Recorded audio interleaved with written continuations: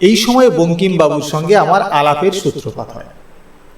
তাহাকে প্রথম যখন দেখি সে অনেক দিনের কথা। তখন কলিকাতা বিশ্ববিদ্যালয়ের পুরাতন ছাত্রেরা মিলিয়া একটি বার্ষিক সম্মিলনী স্থাপন করিয়াছিলেন। চন্দ্রনাথ বসু মহাশয় তাহার প্রধান উদ্যোগী ছিলেন। বোধ করি তিনি আশা করিয়াছিলেন কোনো এক দূর ভবিষ্যতে আমিও তাহাদের এই সম্মিলনীতে অধিকার লাভ করিতে পারিব। সেই ভরসায় আমাকেও মিলন স্থানে কি একটি কবিতা পড়িবার ভার দিয়াছিলেন। তখন তাহার যুবা বয়স ছিল। মনে আছে, কোনো জার্মান যোদ্ধী কবির যুদ্ধ কবিতা ইংরেজিতে তর্জমা তিনি সেখানে স্বয়ং করিবেন। এইরূপ সংকল্প করিয়া খুব উৎসাহের সহিত আমাদের বাড়িতে সেগুলি আবৃত্তি করিয়াছিলেন। কবিবীরের বাম পার্শ্বের প্রেয়সী সঙ্গিনী তরবারির প্রতি তাহার প্রেমোচ্ছ্বাস গীতি, যে একদিন চন্দ্রনাথ বাবুর প্রিয় কবিতা ছিল। ইহাতে পাঠকেরা বুঝিবেন যে কেবল যে এক সময়ে চন্দ্রনাথ বাবু যুবক ছিলেন তাহা নহে, তখনকার সময়টাই কিছু অন্যরকম ছিল।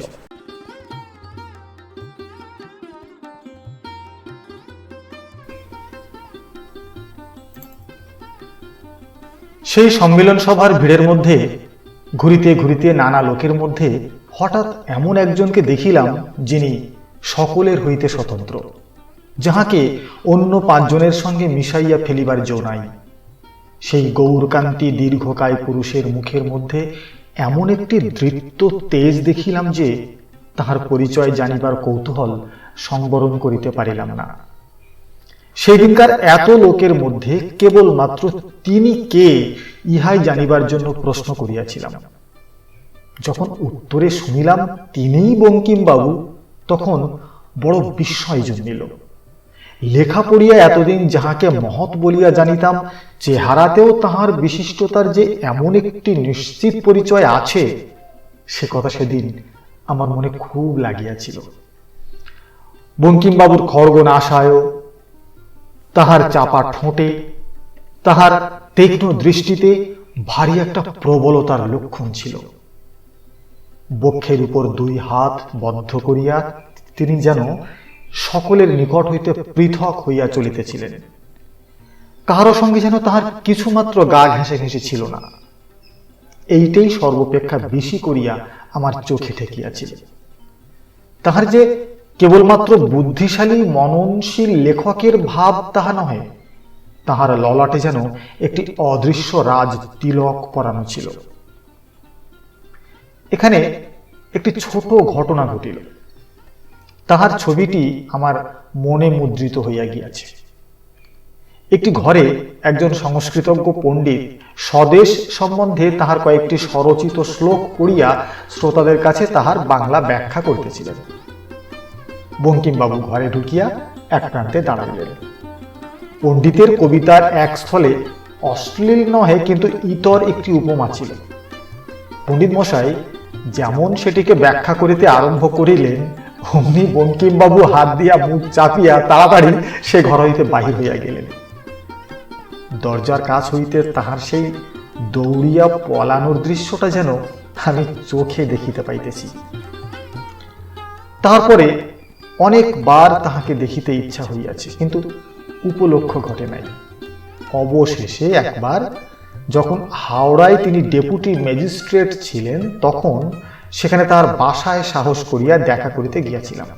দেখা হইল, যথাসাধ্য আলাপ করিবারও চেষ্টা করিলাম, কিন্তু ফিরিয়া আসিবার সময় মনের মধ্যে যেন একটা লজ্জা লইয়া ফিরিলাম।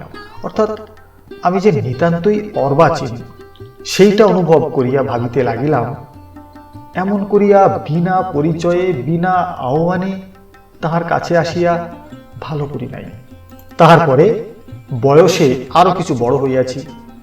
সে সময়কার লেখকদের মধ্যে সকলের কনিষ্ঠ বলিয়া একটা আসনও পাইয়াছি, কিন্তু সেই আসনটা কিরূপ ও কোনখানে পড়িবে তাহা ঠিকমতো স্থির হইতেছিল না।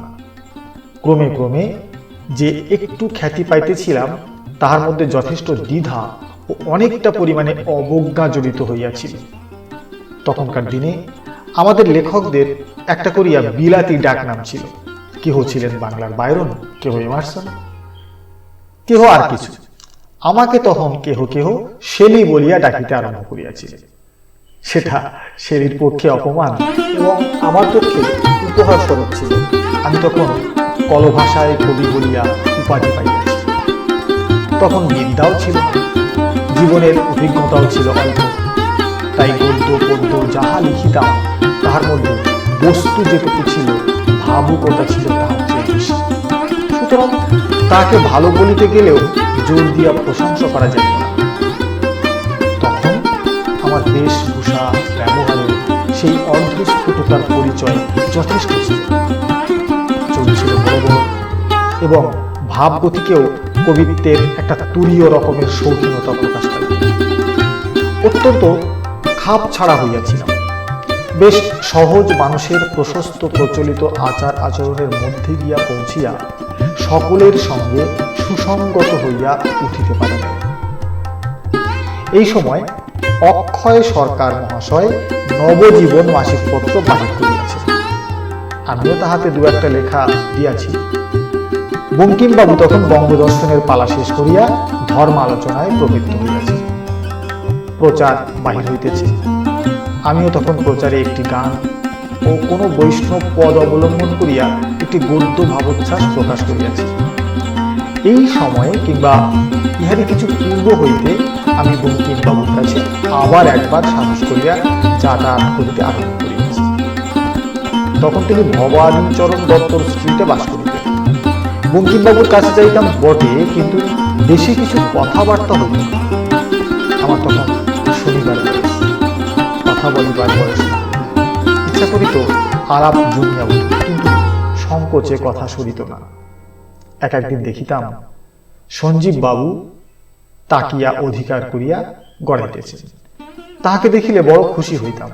তিনি আলাপী লোক ছিলেন, গল্প করায় তাহার আনন্দ ছিল এবং তাহার মুখে গল্প শুনিতেও আনন্দ হইত। যাহারা তাহার প্রবন্ধ পড়িয়াছেন তাহারা নিশ্চয়ই লক্ষ্য করিয়াছেন যে সে লেখাগুলি কথা কহার অজস্র আনন্দ বেগেই লিখিত। ছাপার অক্ষরে আসর জমাইয়া যাওয়া এই ক্ষমতাটি অতি অল্প লোকেরই আছে। তারপরে সেই মুখে বলার ক্ষমতাটিকে লেখার মধ্যেও তেমনি অবাধে প্রকাশ করিবার শক্তি আরো কম লোকের দেখিতে পাওয়া যায়। এই সময়ে কলিকাতায় শশধর তর্কচূড়ামণি মহাশয়ের অভ্যুদয় ঘটে। বঙ্কিমবাবুর মুখেই তাহার কথা প্রথম শুনিলাম। আমার মনে হইতেছে প্রথমটা বঙ্কিমবাবুই সাধারণের কাছে তাহার পরিচয় সূত্রপাত করিয়া দেন। সেই সময় হঠাৎ হিন্দু ধর্ম পাশ্চাত্য বিজ্ঞানের সাক্ষ্য দিয়া আপনার কৌলিন্য প্রমাণ করিবার যে অদ্ভুত চেষ্টা করিয়াছিল তাহা দেখিতে দেখিতে চারিদিকে ছড়াইয়া পড়িল। ইতিপূর্বে দীর্ঘকাল ধরিয়া থিওসফি আমাদের দেশে এই আন্দোলনের ভূমিকা প্রস্তুত করিয়া রাখিয়াছিল, কিন্তু বঙ্কিমবাবু যে ইহার সঙ্গে সম্পূর্ণ যোগ দিতে পারিয়াছিলেন তাহা নয়। তাহার প্রচারপত্রে তিনি যে ধর্ম ব্যাখ্যা করিতেছিলেন তাহার উপরে তর্কচূড়ামণির ছায়া পড়ে নাই, কারণ তাহা একেবারেই অসম্ভব ছিল। আমি তখন আমার কোণ ছাড়িয়া আসিয়া পড়িতেছিলাম। আমার তখনকার এই আন্দোলনকালের লেখাগুলিতে তাহার পরিচয় আছে।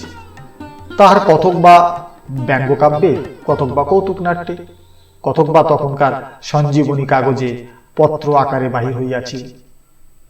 ভাবাবেশের কুহক কাটাইয়া তখন মল্লভূমিতে আসিয়া তাল ঠুকিতে আরম্ভ করিয়াছি। সেই লড়াইয়ের উত্তেজনার মধ্যে বঙ্কিমবাবুর সঙ্গেও আমার একটা বিরোধের সৃষ্টি হইয়াছিল। তখনকার ভারতীয় প্রচারে তাহার ইতিহাস রইয়াছে, তাহার বিস্তারিত আলোচনা এখানে অনাবশ্যক। এই বিরোধের অবসানে বঙ্কিমবাবু আমাকে যে একখানি পত্র লিখিয়াছিলেন, আমার দুর্ভাগ্যক্রমে তাহা হারাইয়া গিয়াছে।